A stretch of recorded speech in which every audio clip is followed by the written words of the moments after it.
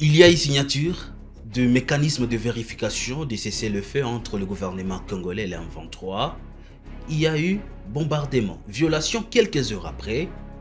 Il y a eu aussi cette semaine le conclave, l'opposition autour de Joseph Kabila. Messieurs et dames, nous faisons la rétrospective avec vous et les journalistes de Kivu Morning Post, d'ailleurs, qui vont analyser en direct de studio le bleu du lac de Kivu Morning Post.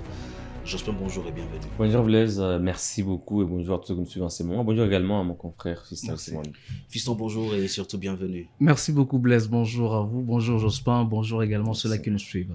Nous allons faire la rétrospective avec cette équipe pour essayer de revenir d'abord sur les faits, sur terrain, faire quelques analyses de la situation en République démocratique du Congo. D'abord l'Est, la République démocratique du Congo, c'était d'ailleurs pour certains la très bonne nouvelle, cette signature d'un mécanisme de vérification de cessez-le-feu entre le gouvernement congolais et l'M23 à Doha. Merci beaucoup Blaise, c'est une avancée jusque-là parce que on est au 6e épisode de Doha, c'est le Doha 6. Et depuis Doha 1, 2, 3, 4, 5, il y a eu une série de pourparlers qui mettent ensemble les représentants du gouvernement congolais et ceux de l'F-123 qui viennent directement de Goma, mais sur le terrain, il n'y a pas eu de changement.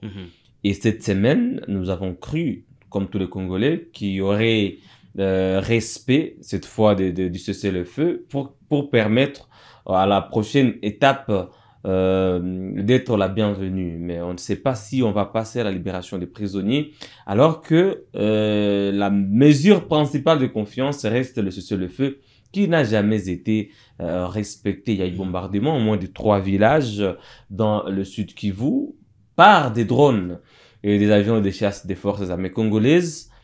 Le même jour, les forces armées congolaises ont accusé la F-123 de mener des combats qui ont tué 39 civils à Tongo dans le territoire de Rutshuru. Et jusqu'à présent, les combats se poursuivent dans le territoire de Rutshuru, dans le groupement des Bukombo opposant une coalition de Wazalendo et FDLR aux combattants de la F-123, c'est-à-dire que rien n'a avancé malgré cette bonne nouvelle cette semaine. Très bien. Fiston, il y a quand même signature. Là, ça, on le voulait. Effectivement, parce que sur les lignes des fronts, il y avait toujours des morts, la population qui souffrait.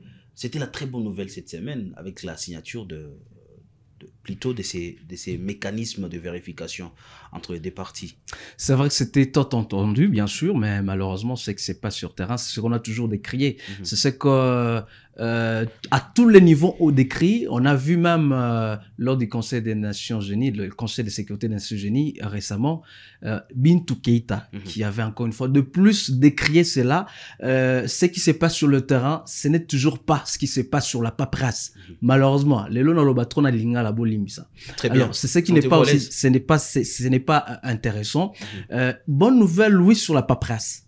Mais vous avez vu, le 14, on signe à peine cet accord, de mécanisme de vérification du cessez-le-feu. Otobenga lopota lingala mokano mabo telemisi bitumba. Mais malheureusement, le même 14, to banano 14 on a poko ana jusqu'au 15 lelo bitumba salema. On va parler de quelle bonne nouvelle, cher Blaise. Pour dire déjà que les deux parties en conflit devraient quand même être sérieux l'une envers l'autre. Ça veut dire, si sur le papier, tout ça on peut sur terrain. Parce qu'il y a des personnalités de part et d'autre qui se réunissent déjà, on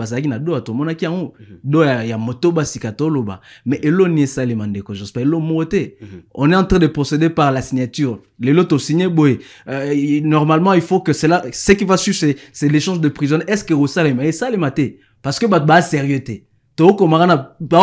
Population, tout le monde clairement. On est en train de rouler la population de la farine, on roule la communauté internationale, on roule tout le monde de la farine alors. Pour dire que le moté et ça les masurtin, et on le kuta na bango, il faut bayo kana penza bien bati kana nous battre le bitumba. Parce que na bitumba tout le bango chaque jour, c'est la population qui est en train de mourir.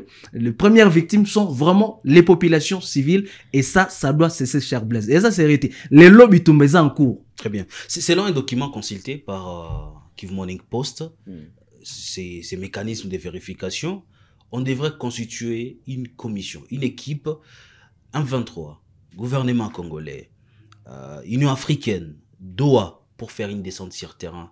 Est-ce que cette commission aura encore sa raison d'être, déjà qu'on sait que ce mécanisme est violé automatiquement?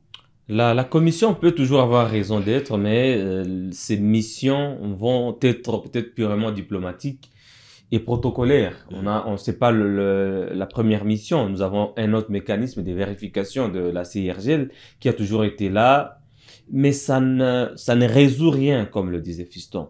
Moi, je voudrais aller plus loin, pousser la réflexion plus loin, en tenant le président Félix Tshisekedi responsable côté congolais de tout ce qui se passe. Parce que là, on voyait un délégué à Doha, encore Félix derrière ces blocages. Oui, c'est toujours lui le chef de l'État. Aujourd'hui, Blaise, je l'ai toujours dit ici, c'est lui le garant de la nation. Il doit se rassurer qu'aucun Congolais, comme il l'avait toujours dit dans ses discours lors de la campagne, aucun Congolais ne doit plus mourir. Tous les Congolais ont accès, tous les enfants, à l'éducation. Ça, c'est son devoir, de s'assurer que tous les enfants congolais ont accès à l'éducation, à la nourriture, aux soins de santé, mais c'est pas le cas. Et qu'est-ce que nous devons dire maintenant comme population? Nous savons que les forces armées congolaises ont perdu des territoires. Récupérés ou libérés par la FC-M23 aujourd'hui et administrés.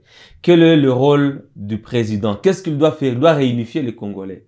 Mais si le temps passe, aujourd'hui nous sommes 2 à 6, nous attendons encore 7 ou 8, il sera bientôt fin mandat. On commence déjà à compter ces jours. Le compte à rebours est déjà lancé par l'opposition. Mais quelles explications il va donner au peuple congolais? Il va continuer à accuser le Rwanda, alors que le Rwanda c'est un pays autant que la RDC. Le Rwanda est dirigé par un seul président autant que la RDC. Le Rwanda a un gouvernement autant que la RDC. Le Rwanda a une armée autant que les forces armées congolaises. Il n'y aura pas d'excuses en parlant du Rwanda comme si le Rwanda était une super puissance. Même l'Ukraine qui combat contre la Russie n'a jamais pleuré autant, en dépit de la puissance nucléaire de la Russie. Mais pourquoi nous devons toujours continuer de pleurer au lieu de trouver des solutions? Aujourd'hui, par exemple, si on parle des rapports de force, c'est la FC-M23 qui est en avance. Parce que la FC-M23 est venue des Sabinyo jusqu'aujourd'hui à Nzibira et à la porte de Mwenga et de Chabunda. Mais si la FC-M23 continue avec ces rythmes-là, elle risque de se retrouver dans quelques mois même à Lubumbashi. Mais qui est en train de perdre? C'est Tshisekedi. Quand vous perdez en négociation, vous devez faire beaucoup de concessions. Vous ne devez pas faire le gros dos comme si vous veniez de récupérer toutes les villes, tous les territoires occupés. Quand en face de vous, il y a celui qui est en train d'avancer, de monter en puissance, vous devez faire des concessions. Quand on vous demande de libérer les prisonniers, vous devez les libérer pour faire avancer le processus, parce que sur le terrain, rien n'avance. Des victimes collatérales de combat continuent de tomber, des populations continuent de se déplacer et rien n'avance. Et moi, je vais faire une proposition rapidement pour terminer mon intervention. Je pense que c'est toujours important de dialoguer Tshisekedi et Corneille Nangaa. On ne veut plus voir des délégués. Doha, Washington, on en va toujours. J'ai posé la question. Encore une commission qu'on attend. Voilà, la commission, je le dis, j'ai déjà répondu, ça ne va rien résoudre. La meilleure équipe pour parler de cette question, terminer cette crise, doit être constituée côté M23 de Corneille Nangaa, Bertrand Bissiou, et Sultan Makenga, lui, il est militaire, mais côté politique, on voudrait voir Corneille Nangaa, Bertrand Bissiou, moi, peut-être Freddy Kaniki, côté RDC, on veut voir Félix Tshisekedi lui-même. C'est ça l'importance du dialogue. Pourquoi pas aussi le Premier ministre? On n'a pas besoin de Madame Judith Suminwa. Et d'ailleurs, côté M23 aussi, on a besoin juste de Corneille Nangaa. Comme ça, c'est un dialogue entre Congolais où Félix Tshisekedi est assis là-bas. Corneille Nangaa de ce côté ici, on a de l'ancien Scholl de ce côté-là, Joseph Kabila de ce côté-là, Moïse Katumbi. Comme ça, ils vont parler une bonne fois pour toutes. On n'a pas besoin de ces délégations. Moi, je commence à avoir l'impression que le président Félix Tshisekedi utilise toujours le Rwanda comme alibi pour ne pas répondre à ses responsabilités. Je le disais encore sur ce plateau, Blaise et Fiston, à un moment donné, les Congolais commencent à se rendre compte, certains Congolais éveillés peut-être, que cet alibi rwandais a été utilisé pour empêcher à certains opposants de mener des actions d'opposition. Chaque opposant qui veut lever la voix pour dénoncer une antivaleur, la corruption, tout, il est traité des Rwandais. Il est complice, il y a Rwandais, il y a supplétif, il y a Rwandais. Donc, on ne peut plus voir différemment parce qu'on sera traité des Rwandais. Et aujourd'hui, je pense que Félix Tshisekedi aussi est en train de... Vous voyez, tous ces communicateurs sont en train de justifier le mandat et l'échec jusque-là observé par ces mêmes Alibi rwandais. C'est-à-dire qu'il va terminer son mandat avec Goma, Bukavu, administré par la F-123, avec Rutshuru sous le feu, Bambo ou encore Bwito, et puis il va justifier tout cela par le Rwanda. C'est le programme qui l'a empêché de résoudre le problème des Congolais, c'est pas normal. Et même lors des élections prévues en 2028, il aura le même argument. Seuls des Congolais naïfs vont continuer à soutenir cet argument-là, parce que nous autres, nous considérons Tshisekedi comme quelqu'un qui doit traiter d'égal à égal avec Paul Kagame. Nous considérons les forces armées congolaises comme une armée capable de rivaliser avec n'importe quelle autre armée africaine, en commençant par l'armée rwandaise. Mais pourquoi on va continuer à pleurer? C'est l'armée rwandaise, c'est des Rwandais, que les Rwandais c'est une super puissance au monde, mais non. Il faut que même sur le plan diplomatique, pourquoi la diplomatie du Rwanda est en train de marcher? C'est Félix Tshisekedi qui disait la semaine dernière qu'il va retirer ses demandes de sanctions contre le Rwanda. Ouais. Mais jusque-là, le Rwanda a été sanctionné par qui? Même quand l'Union européenne a essayé un peu de bousculer, nous avons vu le Rwanda chasser l'ambassadeur belge à Kigali. C'est-à-dire que Tshisekedi doit aussi passer aux actions concrètes. S'il veut faire la guerre, qu'il fasse la guerre, qu'il récupère les zones selon lui, occupées par la 123, par la voie militaire. Et s'il est prêt à faire la paix, s'il veut dialoguer, qu'il accepte certaines concessions et que le dialogue puisse avancer. Parce qu'on ne sait pas si on va dialoguer pendant 5 ans ou pendant 10 ans. Fiston, ça ne va pas du tout. Ça risque d'être élastique. Ça, c'est l'inquiétude des Congolais. On attend une commission qui va venir, composée de l'Union africaine, CIRGL, M23, gouvernement congolais, Doha et les États-Unis pour voir si vraiment il y aura cessez-le-feu. On sait déjà la réponse. Il n'y aura pas cessez-le-feu, il y aura toujours violation parce que depuis la signature, il y a violation. Merci Blaise. Je vais quand même rappeler une chose ici. Vous allez vous souvenir, à l'époque où nous avions ici les forces de l'EAC. C'était presque la même démarche. Qu'est-ce qui s'était passé? Il y avait les éléments de l'EAC qui étaient là, composés de plusieurs contingents, bien évidemment. Ça va, il y avait les Ougandais, il y avait les Kenyans surtout, qui étaient là. Et il y avait aussi les forces du Burundi qui étaient exactement dans l'EAC. Qu'est-ce qui s'était passé à cette époque? C'était une sorte de commission qui avait été mise en place pour essayer un peu de surveiller ce mécanisme, encore une fois de plus, du cessez-le-feu. Et qu'est-ce qui s'était passé? On avait vu ici autour dans la province du Nord Kivu, côté Rutshuru, Masisi, ainsi de suite, Bachara ou Babano zone tampon à l'époque. Oui, des zones tampons où ni les FARDC ne pouvaient accéder, ni de l'autre côté, Zaïra a un 23 à cette époque-là. Zaïra a un 23. Alors, est-ce que ça avait réussi, Blaise? Et si m'a raté, à un moment donné, on avait constaté que certains éléments de l'EAC qui commençaient déjà à entretenir des relations avec les FARDC et les 23, et ça avait tout chamboulé et si m'a répété. Ce qui fait que cette opération-là avait échoué. Balongola, bangope population senganini, bandewana et asebaniba bimisama. C'est ça que nous avions vécu ça. Alors pour dire que c'est la même histoire qui se répète, et quand on veut créer encore une fois de plus une commission qui sera composée de ceux que vous venez d'énumérer tout à l'heure là, et ici manango pété. L'histoire est toujours la même. Bon, il va changer la procédure, la méthode. Méthode, déjà, ici maintenant. Pour dire déjà, pour répondre à votre question, cher Blaise, par compte tenu de l'expérience qu'on a vécue ici dans la province Nord Kivu, c'est qu'on a vécu pendant cette période de guerre, cette commission est aussi manangoté. Ça ne va pas tenir parce que c'est la même histoire. Il faut seulement que les gens, comme l'a dit Jospin, Batba Vandaraba s'est décidé. Assumez-vous. Que les gens s'assument. Il y a un aboué, la solution militaire n'a pas tenu. Nous allons nous mettre autour d'une table, même si aujourd'hui le chef de l'État, le président Félix Tshisekedi, il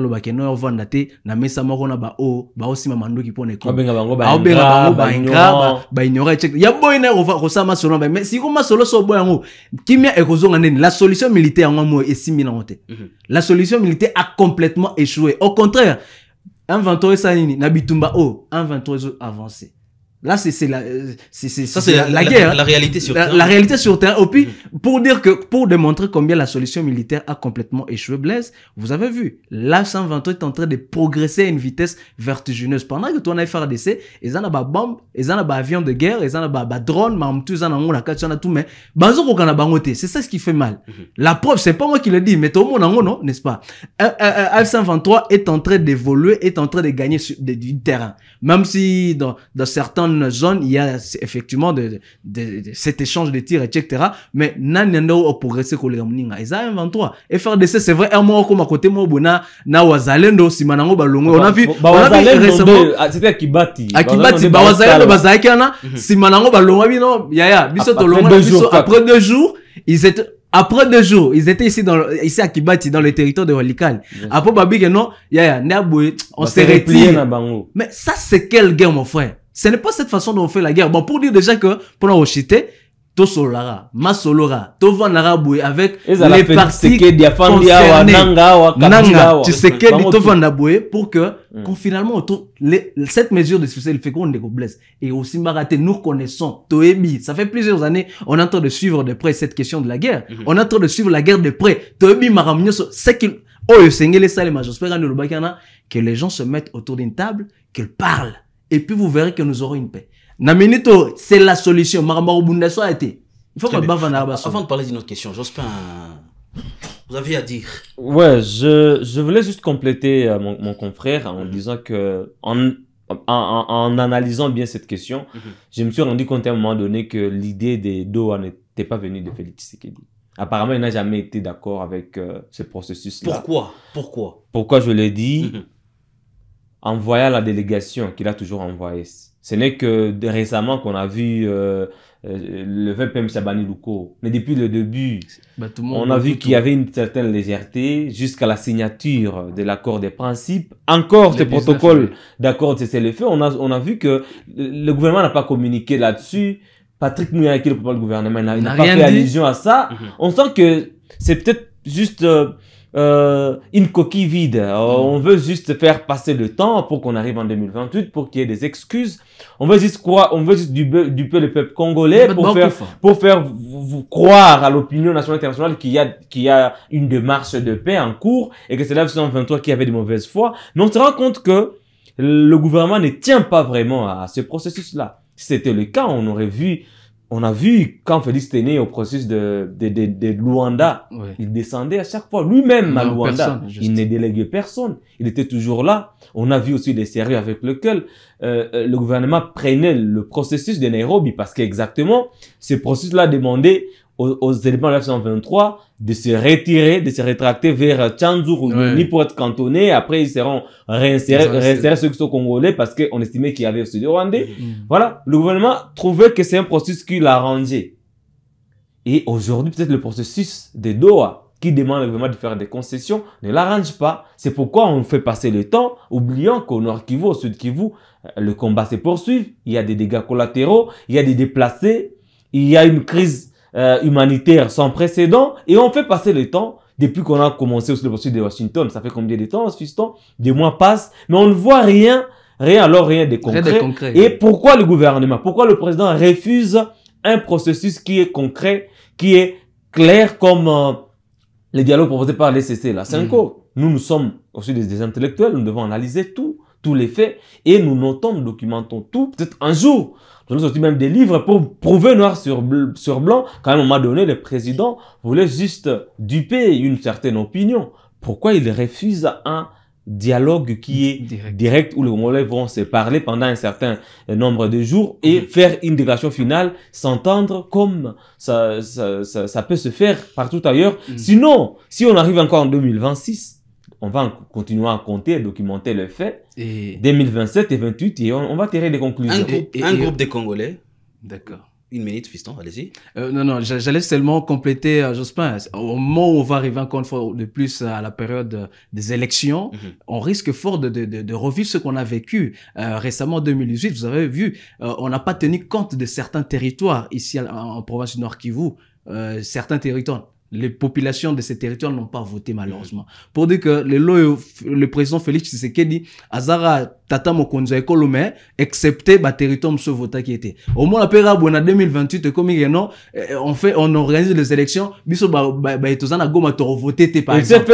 Il s'est fait élire sur fond de la campagne contre le Rwanda. Partout où il passait, il disait ne votez pas pour Katumbi, il n'a pas dénoncé le Rwanda, il est étranger, moi j'ai plus le courage de dénoncer. Mais depuis qu'il a dénoncé, on en est où? Il va s'arrêter à dénoncer alors que des territoires échappent au contrôle du gouvernement. On va avancer. Il y a maintenant une opposition qui s'est rencontrée. Une opposition qui s'est rencontrée à Nairobi pour parler République démocratique du Congo. Un mouvement s'est créé à l'issue de ces conclaves pour venir sauver la République démocratique du Congo. On commence par là, Jospin. Parlons de ce conclave autour de Joseph Kabila. Est-ce que face à cette inquiétude politique sur 2028, est-ce que ce mouvement va relever les défis qui sont plusieurs défis qui sont nôtres aujourd'hui? Merci beaucoup Blaise. Je ne veux pas faire beaucoup de commentaires, je vais rester sur les faits. Nous sommes une grande démocratie, la République démocratique du Congo. Nous venons d'assister à la première alternance en 2019 entre Tshisekedi et Kabila. Entre un condamné à mort aujourd'hui et nous devons sauvegarder cet acquis-là démocratique. Même si aujourd'hui nous sommes en train de passer par une crise politique et sécuritaire très dramatique, nous devons savoir que le peuple congolais a encore espoir. Le peuple sait que peut-être ça ne va pas aujourd'hui, mais demain nous aurons besoin de notre leadership. Si celui-ci, l'actuel leadership, n'a pas réussi à résoudre cette situation dramatique, l'insécurité, la guerre, les massacres de l'EDF, le terrorisme au pays, si peut-être le leadership actuel n'a pas réussi à endiguer ces problèmes, le peuple ne doit pas désespérer. Le peuple doit avoir un espoir, et cet espoir-là vient d'une nouvelle alternative. C'est pourquoi il y a toujours eu l'opposition et la majorité. L'opposition est là pour proposer mieux, pour donner une nouvelle alternative. Regardons la déclaration c'est dans ce finale. cadre, je suis en train d'y aller, Blaise. Oui. C'est dans ce cadre que Joseph Kabila, face à cette crise, a cru que c'était important de rassembler autour de lui l'opposition qui est en perte de vitesse au pays, qui est traité d'opposition à pété, à Nzala par le président actuel. Il a estimé que c'était important de rassembler cette opposition qui manque de leader au niveau interne parce que elle est fragilisée à l'interne par le président qui dicte le sujet, qui dicte l'atmosphère, qui a commencé même à dicter les changements de la constitution avant que Nanga ne vienne le stopper.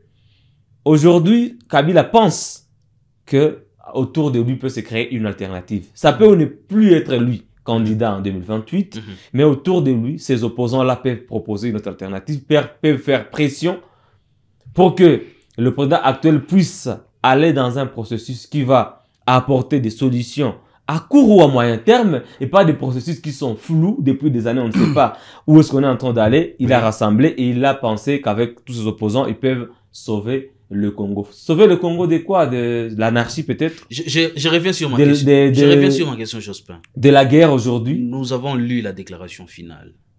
Est-ce que ces mouvements viennent effectivement sauver le Congo? C'est de ça que je parle. Je te montre d'abord d'où on vient pour chuter peut-être quelque part. Nous venons d'une opposition fragmentée, divisée, fragilisée à l'interne.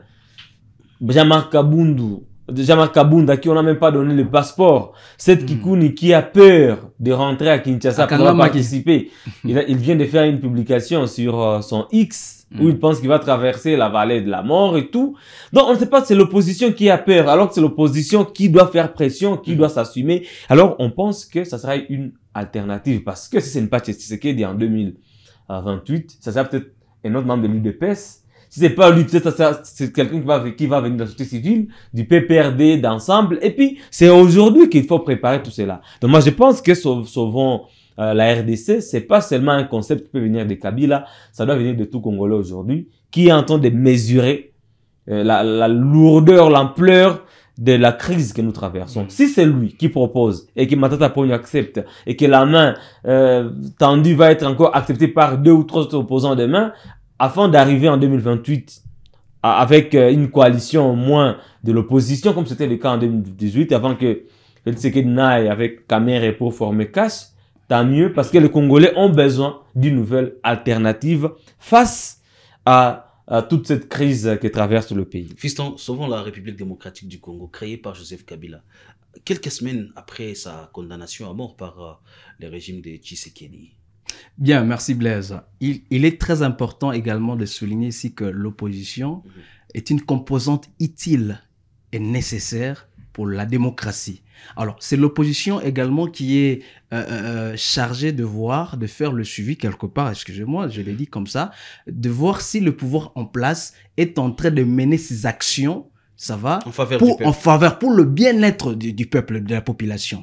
Alors, le président de la République, moi j'ai des projets, je sais comment je vais améliorer les conditions de la population, je sais comment je vais mettre fin à telle ou telle situation qui n'arrange pas la population, et tu donnes un programme, ABCD. Dans la mesure où, et là, okokisi yango te osali yango te ndeko Blaise étant que chef de l'état ndozana yeba ke no ezana baye bazali o babengami bandeko bazana kati opposition qui seront chargés ya koloba te Blaise olobi lobaki na osala ki yango te c'est que oza moyibi oza muto lokuta il faut longwa pour dire que c'est ça qui s'est passé maintenant. Quand les gens se réunissent, ceux qui sont les acteurs politiques de l'opposition, d'ailleurs, c'est Jospin qui me dit souvent que Moïse Katumbi, c'est lui qui est toujours considéré comme l'opposant constitutionnel. C'est ce que vous dites. Mais les lois, bon, malheureusement, il y a personne qui était dans Mambo et Salema qui est à Nairobi. Mais au moins, l'opposition qui s'est réunie à Nairobi, en tout cas, c'était pour examiner. Vous avez suivi le rapport, la déclaration finale. On a examiné Nazoya Blaise. Ils ont tablé sur tous les mots qui gangrènent et qui rongent la République démocratique du Congo. Nyon surtout dans tous les domaines. Ils ont vraiment fait autopsie. Ils ont fait l'autopsie gouvernementale. Vous voyez? Alors, pour répondre à votre question, alors dans la mesure où bande obamoni que oyo simbate yango et que eux à créant sauvons la RDC et ils peuvent ils ont d'ailleurs dit qu'ils vont ils sont pour aussi le 12 piliers. Je pense que le président honoraire de la République démocratique du Congo Joseph Kabila avait proposé, revient sur la fin de la guerre. Justement il est revenu là. Le retour de Soki bankanisi barosala fidèlement et Lorwana. Je pense que ça peut changer des choses. Ça peut changer des choses. Merci. C'est ça, non? On est ici, vous et moi, on est ici. On voit combien on est en train de décrier le fait que la population est en train de mourir à cause de cette guerre qui vient de durer. Il y a des morts et des morts, des milliers de morts. Ben, s'il y a des gens qui veulent mettre fin à cette guerre, pourquoi ne pas être d'accord avec ça? Merci Jospin, merci Fiston, merci à vous, chers internautes, pour ces moments. Ces moments où on parlait de la République démocratique du Congo. Que pensez-vous de l'évolution de l'actualité? Laissez votre réponse en commentaire. Portez-vous bien.